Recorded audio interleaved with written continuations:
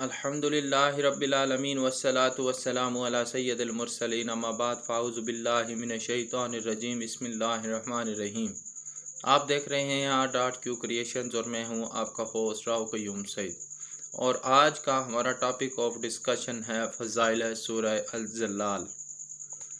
इस सूरत को लिखकर आसेब ज़दा मकान या मकाम पर रख दें, इंशाअल्लाह ताला आसेब के असरात ख़त्म हो जाएंगे। इसके अलावा मुश्किल काम को आसान करने के लिए इस सूरत को 141 मरतबा 7 दिन तक पढ़ें, इंशाअल्लाह ताला काम आसान हो जाएगा।